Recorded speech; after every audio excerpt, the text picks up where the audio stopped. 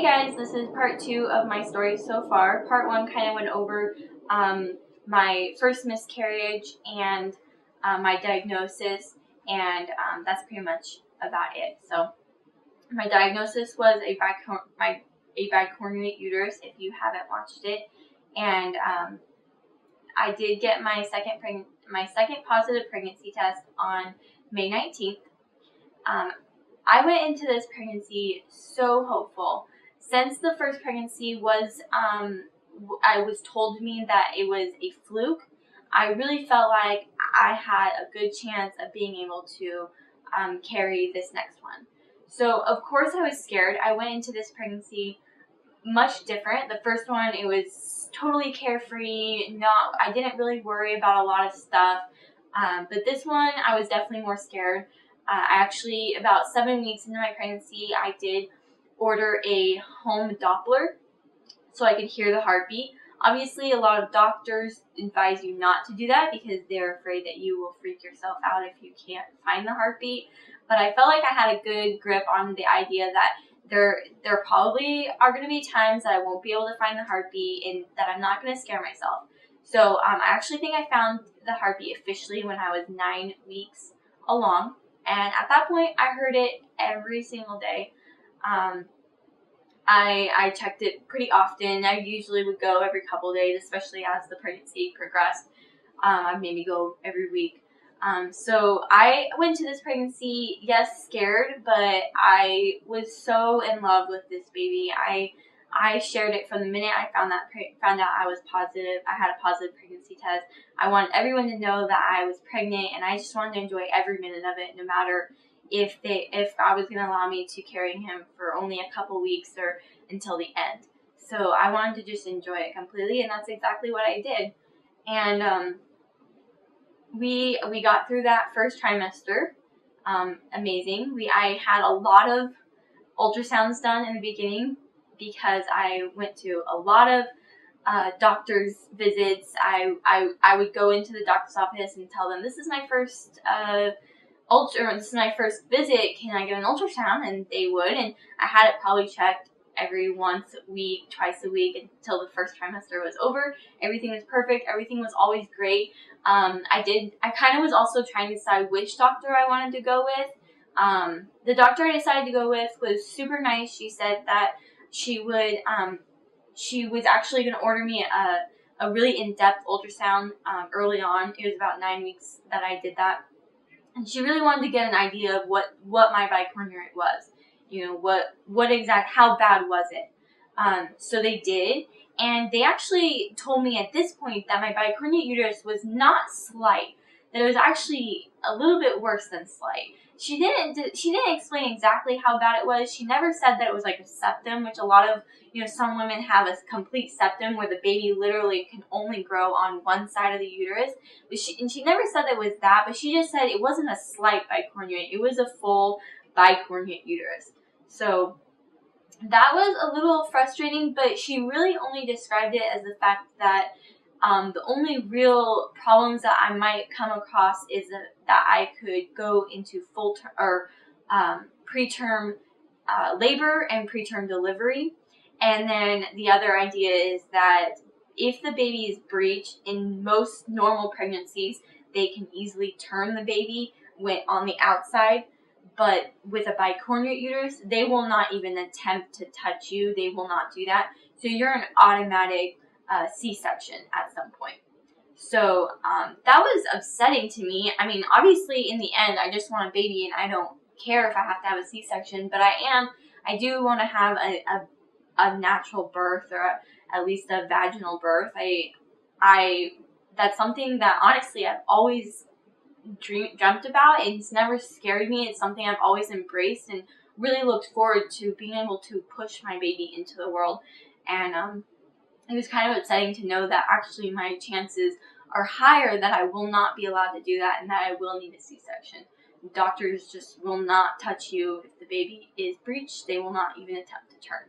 So I had that ultrasound, and she kind of explained to me that. I had an ultrasound by another doctor who was a ridiculous person who She was like, oh, there's nothing wrong. You have a normal uterus. She only looked at the baby for maybe half a second. She didn't say that she would do anything different, whereas the doctor I chose said that she would continue to do ultrasounds every 4 weeks at the 20-week mark. So at 20 weeks, I would continue to have ultrasounds at every doctor's appointment because they wanted to make sure that the baby was not outgrowing the space in my uterus and everything was going normal. So I felt really good about the doctor I went with. I thought she was really going to be in tune to this pregnancy and was going to really care about it and really, do whatever she could to make sure that I was comfortable. So, like I said, we got through that first trimester. Everything was great except for the fact that I was extremely sick. I threw up all the time.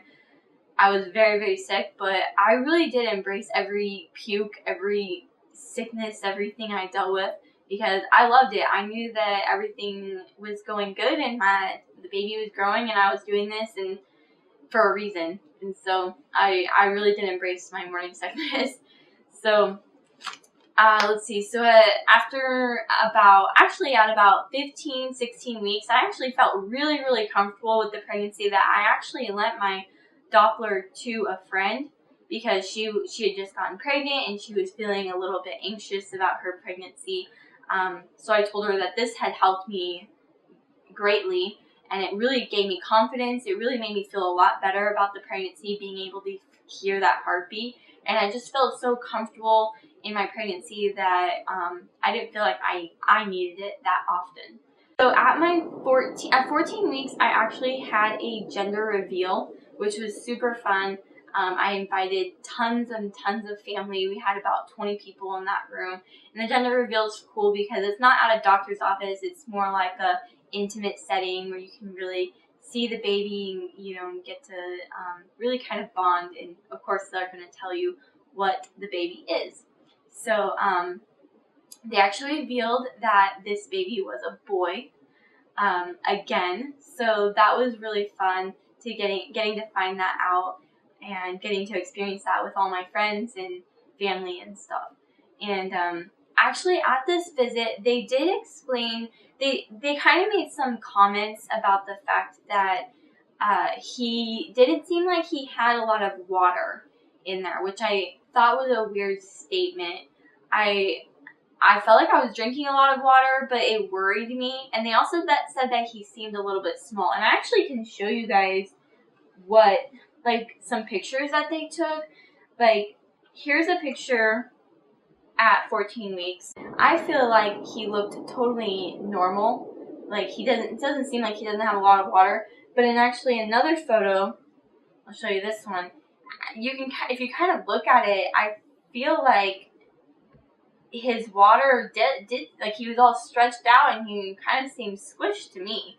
So I actually went ahead and showed this to the doctor and she kind of blew it off. She was like, those places, they always scare patients and they always say things. I don't take them seriously. And I said this at my 17-week appointment. I was like, I really feel like you should just check and make sure he's okay. And she was like, there's no reason. Those places are fine. And I showed her the picture and she's like, oh, that's totally normal. And really at 14 weeks, your water levels aren't going to be normal. You're so early in pregnancy, it's not going to be normal. And I said, well, can you please just check, make sure everything's okay? And she did use her Doppler in the office and we heard the heartbeat and everything seemed fine. She's like, we heard the heartbeat. There's no reason to check.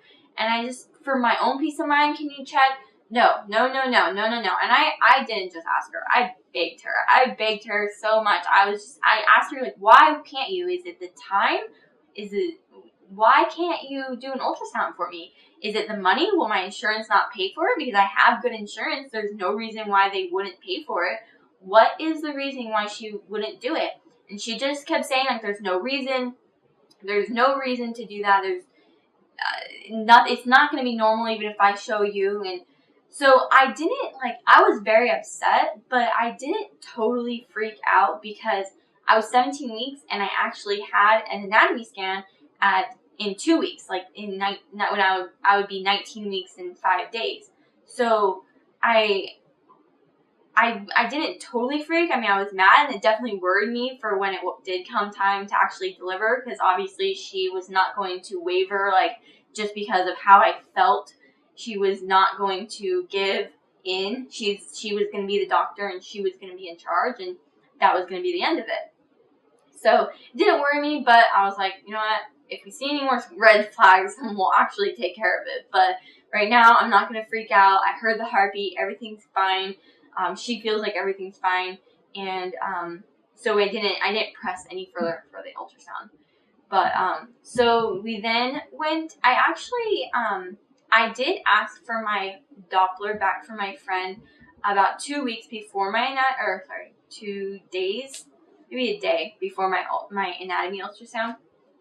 And just because I was getting weird feelings, and I still at that point had not felt anything. Or like I felt like maybe I felt something, but I don't really know if I felt anything or not.